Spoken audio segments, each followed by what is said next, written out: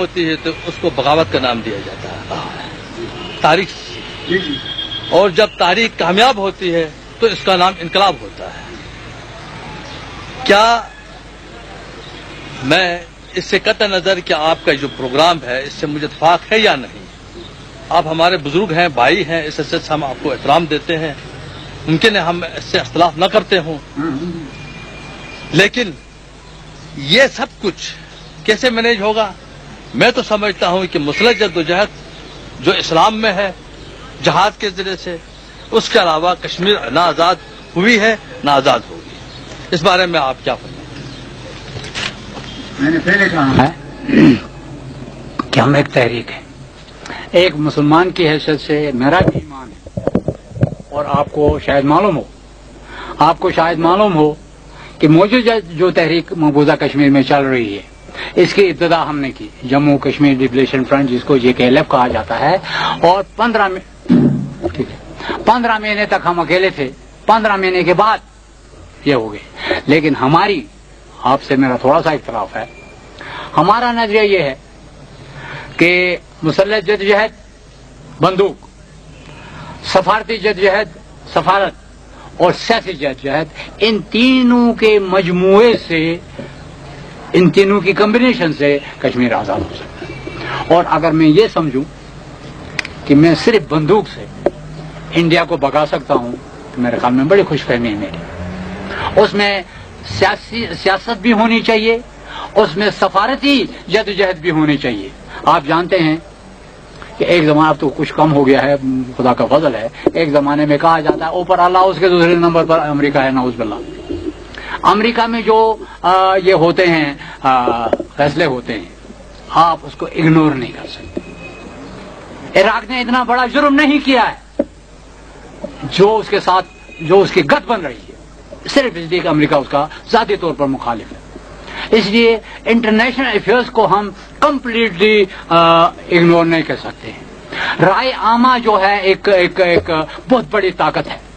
اس رائے عامہ کو ہم، جسے ہم سیاست کہتے ہیں، سیاسی ایکٹیویٹی کہتے ہیں، اس رائے عامہ کو ہم کمپلیٹلی اگنور نہیں کر سکتے ہیں۔ بندوق کی پوزیشن اپنی جگہ، ایک زمانے میں ہم 90% اپنی انرجی، اپنا یہ ٹائم، اپنا ٹیلنٹ، اپنا سب کچھ کا 90% بندوق پر صرف کرتے تھے، لیکن آج اس بندوق پر ہم 20-30% کرتے ہیں۔ اس لیے ہم جانتے ہیں کہ اگر ہم نے ایک محاذ، اب 3 محاذوں پر لڑنا ہے، آپ نے ادھر برزو سے بھی لڑنا ہے، ادھر بلوچستان سے بھی لڑنا ہے، ادھر سے بھی لڑنا ہے انڈیا کے خلاف، آپ ایک محاذ کو بالکل ایک طرف کنسنٹریٹ کیا اور 2 محاذوں کو کمپلیٹلی یعنی آپ نے چھوڑ دیا، تو میرے خیال میں آپ نقصان میں رہے۔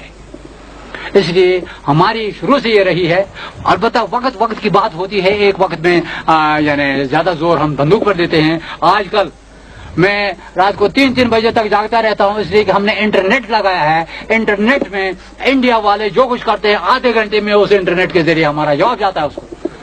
وہاں پہلے ہم بندوق سے جواب دیتے، آج انٹرنیٹ سے جواب دیتے ہیں۔ وہ میرا فرض ہے، اگر ہم اس انٹرنیٹ میں یعنی یہ ماڈرن ٹیکنالوجی میں بہت پیچھے رہ گئے، مار کھائے گے۔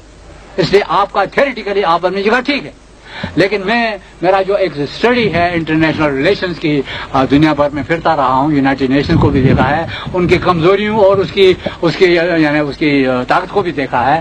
جہاں تک ایک آپ کا مثلا فرض کریں یہ ہے، عالم اسلام ایک ہو جائے، یہ اف کا لفظ اتنا بڑا ہے، آئی اور ایف دونوں کیپٹل ہے، بدقسمتی سے یہ اف 1300 سال سے پورا نہیں ہو رہا ہے، بٹا ہوا ہے دوسرا یہ عالم اسلام۔ ہم کہتے ہیں، کچھ لوگ کہتے ہیں جی اسلامی دنیا کو ایک ہونا چاہیے، تم الگ ایک خود مختار کشمیر ایک الگ یعنی جماعت بناتے ہو۔ میں کہتا ہوں جس دن یہ 54 ملک ایک ہو گیا، 55واں میں ڈیفینیٹلی آنکھیں بند کر کے ایک ہو جاؤں گا۔ آپ کو دیکھیں، ابھی حال ہی میں اسلام آباد میں اسلامی کانفرنس تھی، 54 ملک تھے، 54 ملکوں نے کشمیر کے بارے میں ایک قرارداد پاس کی۔ صرف ایک ہفتے کے اندر دہلی میں نان الائنڈ کی کانفرنس تھی۔ نان الائنڈ کی کانفرنس میں کشمیر کے مسئلے کو ایجنڈے پہ چڑھانے کے لیے ان 54 میں سے خدا نے کسی ایک ملک کو توفیق نہیں دی کہ وہ اس ایجنڈے میں چڑھانے کی اس کی احمد کرتا۔ یہ ہے عالم اسلام کی حالت۔ میرے بات ہوگی سعودی عرب کے فارن منسٹر سعود الفیصل کی، وہ صرف سعود الفیصل نہیں ہے, وہ پاکستان سعودی مملکت کا ایک سب سے بڑا ستون ہے. اس نے کہا برادرم, پاکستان میں 11-12 کروڑ انسان مسلمان رہتے ہیں, انڈیا میں 15 کروڑ رہتے ہیں, ہمیں ان 15 کروڑ کا بھی خیال رکھنا ہے, ہم ان کو اگنور نہیں کر سکتے. پھر I can not afford to annoy India, میں انڈیا کو ناراض کرنے کا متحمل نہیں ہو سکتا. کون کہتا ہے؟ یہ ضیاء صاحب کے زمانے کی بات ہے, پاکستان کا سب سے بڑا دوست. جب سعود الفیصل انڈیا کو ناراض نہیں کرنا چاہتا ہے تو ٹرکی کو اور سینیگل کو اور نائجیریا کو کیا پڑی ہے کہ وہ آپ کی سپورٹ کرے. اس لیے ہمیں پہلے اللہ تعالیٰ پر, اپنی سچائی پر, اپنی طاقت, سب سے بڑی سچائی جو ہے, طاقت جو ہوتی ہے سچائی ہے. لیکن آج وہ آپ کو آپ کا حق اس وقت تک نہیں ملے گا, خواہ وہ 100% آپ اس کے حقدار کی کیوں نہ ہوں, جب تک آپ اس کے لیے اسٹرگل نہ کریں, پوری طاقت سے اس کے لیے اسٹرگل نہ کریں, اس وقت تک آپ کا حق نہیں ملے. یہ اب آپ کا کام ہے کہ آپ اس کو میری تشریح کو تسلیم کریں نہ کریں. بہرحال میرا نظریہ یہ ہے. اور کوئی سوال جی؟ میرا مقصد یہ نہیں تھا کہ آپ لیگل افیئر سے کر کے صرف جہاد کی طرف, اس کے ساتھ ساتھ یہ بھی ضروری ہے. میں آپ کا یہاں آنے کا شکریہ ادا کرتا ہوں گلگت. اور آپ جو کہہ رہے تھے کہ آپ نے گلگت والوں کے لیے کچھ نہیں کیا ہے, یہ کسی کو شکایت نہیں ہے آپ سے. آپ جو کشمیر اور جموں کے لیے کر رہے ہیں وہی تو ہے جو ہو رہا ہے. تو اس کا, اور دوسری بات یہ ہے کہ میں آپ کی ٹینیسٹی, جس ٹینیسٹی کے ساتھ آپ جس لگن کے ساتھ اس تحریک کے پیچھے لگے ہیں, وہ تاریخ کا حصہ ہے. ابھی نیلسن منڈیلا 27.5 سال جیل میں تھا, اس کو ساؤتھ افریقن کا پریزیڈنٹ بن گیا.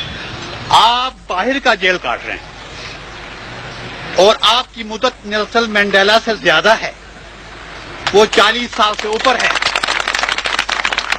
تو اب چونکہ آپ گلگت میں آئے ہیں, امان اللہ خان کو چونکہ جانتے ہیں, استور کا ہے, اس واسطے قدر نہیں ہے. اگر آپ کی جگہ اس تحریک کے ساتھ کوئی اور آدمی ہوتا تو شاید اس کے ساتھ اس کی طرف دیکھنے میں بھی شاید لوگوں کو مشکل پڑتی. تو میں اس پریلیوڈ کے ساتھ میں کچھ گزارشات کروں گا. میں تھوڑا سا انکمیٹڈ جیسا آدمی ہوں, تھیوریٹیکل بہت زیادہ ہوں, ایکٹیوسٹ کم. کبھی پوئٹری کرتا ہوں, کبھی ڈرائنگ روم کی سیاست کرتا ہوں, کبھی کسی اخبار میں لکھتا ہوں. تو میں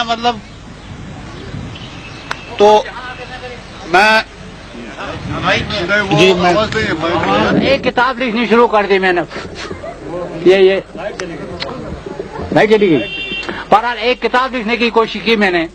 کتاب کا عنوان تھا کہ اگر دنیا میں ہر شخص کی ہر خواہش پوری ہوتی تو یہ دنیا کیسی ہوتی.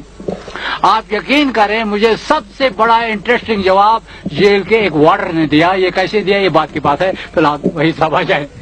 اس لیے ہم یعنی یہ جو سوال مانگتے ہیں اس میں آپ پر کوئی احسان نہیں. میں بھی بہت کچھ سیکھتا ہوں آپ کے ان سوالوں سے. مجھے بھی بہت ساری چیزیں ایسی ہوتی ہیں جو میرے ذہن میں نہیں ہوتی ہیں, آپ کے سوالوں سے میرے ذہن میں آتی ہیں.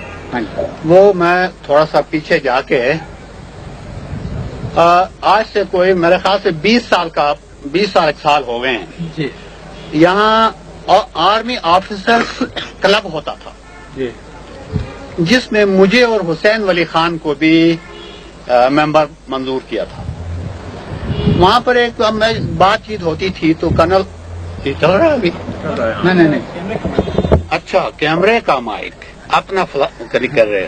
اچھا تو اس نے کہا جناب ایک کیانی صاحب تھے میجر یونس, وہ میرے دوست تھے. اس نے مشہور کس لحاظ سے ہاں گلگت اسکاؤٹس والا. اس نے کہا یار ہم آپ کو سپون فیڈنگ کر رہے ہیں, آپ کو چمچوں سے کھلا رہے ہیں اور آپ باتیں کرتے ہیں یہاں. میں اس وقت سول جج تھا. میں نے کہا کرنل رسول بخش جو ہے یہ میرا دوست ہے, کمانڈنٹ گلگت اسکاؤٹس, ان کی اجازت ہو تو میں آپ کو اس سوال کا جواب دوں گا, ورنہ بدتمیزی ہوگی کیونکہ میں ممبر ہوں, انہوں نے مجھے ممبر منظور کیا ہے یہاں. कर्नल रसूल बख्श ने कहा कि बाबा वाहिद साहब की जबान मत खुलवाओ, तो मैंने कहा जी अब तो खोलनी पड़ेगी, तो स्पून फीडिंग का जवाब देना पड़ेगा। मैं ये स्पून फीडिंग का लफ्ज लेकर वापस घर नहीं जा सकता। शायद मेरी बीवी को मैं बताऊं तो वो भी एतराज करेगी, तुमने जवाब क्यों नहीं दिया। तो मैंने कहा देखें, जिस तरह आपने कहा, इस वक्त ये गिलगित का जो इलाका है ना, शायद हमें एहसास नहीं है हमारे भाइयों को, यानी ये पूरा कश्मीर स्ट्रेटेजिकली एक तरफ है, गिलगित का ये टुकड़ा एक तरफ है, और हमारे इस हकीकत को हमारे नादान दोस्त नहीं समझते। हमारे नादान दोस्त, समझे आप, ये चीन ने आपको जिस तरह आपने कहा खरबों रुपए की जो इमदाद दी है, खरबों डॉलर की, वो किस वास्ते दी है? इस शौक की वजह से। अगर क्या ख्याल है कि मोजेतुंग ने और चौलाई ने अयूब खान के साथ मोहब्बत हो गई थी क्या? इश्क हो गया था जो कराकोरम हाईवे बना के दिया। अगर आज ये कराकोरम हाईवे ना होता तो हम भूखे मर रहे होते। 200 साल में हम नहीं बना सकते थे ये, जब तक चाइना हमारी इमदाद न करता। और आज बोर्ड लगे हुए हैं कि builders of the Karakoram highway FW। यार खुदा को मानो यार, ये इतनी जल्दी तारीख को तो खराब मत करो। बहुत सारे चाइनीज मर गए हैं यहाँ पर। तो मेरा मतलब ये है कि जिस तरह इन्होंने कहा, देखो ना, ये पाकिस्तान जो है, मैं बड़ा सख्त किस्म का आपको एक अपनी हकीकत बता दूं, बड़ा सख्त किस्म का पाकिस्तानी हूँ। हाँ ठीक है। तो ये जब मेजर ब्राउन को जब सितारे पाकिस्तान दिया पास्ट्यूमसली, तो मुझे किसी ने कहा यार इसकी बीवी यहाँ आ रही है तो आप एक रिसेप्शन, चलो मैंने कहा चलो आप कह रहे हैं तो मैं करता हूँ। काफी सारे लोग खफा भी होंगे लेकिन चलो कर देते हैं, मेहमान नवाजी क्या बुरा है। तो मैंने उसको अपने घर बुलाया और जो एलीट समझते हैं लोग उनको भी बुलाया। बुलाकर मैंने उससे एक सवाल किया। मैंने कहा देखें मिसेस ब्राउन, उस वक्त मेजर ब्राउन 24 साल का था, उसकी उम्र 24 साल थी, और वो जाहिर है कि हुकूमत की तब्दीली की वजह से महाराजे का मुलाजिम था, और 24 साल की उम्र, महाराजे का मुलाजिम, और इतना बड़ा एक्शन उसने कराया यहाँ पर। ये क्या ख्याल है आपको? ब्राउन ने कहा, बताया कि मेरी रिसर्च तो कुछ और है, मैं तो कहीं और पहुंचा हूं। आपको कुछ बताया ब्राउन ने कि भाई उसने ये कैसे किया, इतना एक्शन कैसे किया? उसने मुझे जवाब दिया, बहुत सारे लोग थे, उसने कहा look Waheed, brown was a very straight forward person. He honestly believed that Gilgit Agency, the then Gilgit Agency, is not a part of Jammu and Kashmir.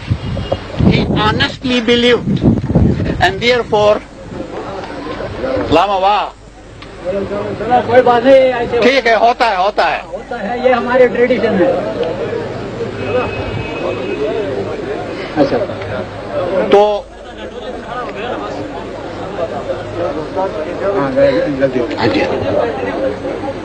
तो वो कहा कि वो ये ऑनेस्टली बिलीव करता था कि गिलगित एजेंसी ये ट्रांस इंडस का इलाका, ये जम्मू कश्मीर का ऐसा नहीं है। इस वास्ते उसने कहा कि ब्रिटिश गवर्नमेंट ने ये इलाका लीज को रिवोक करके जो महाराजे के हवाले किया, ये गलत है।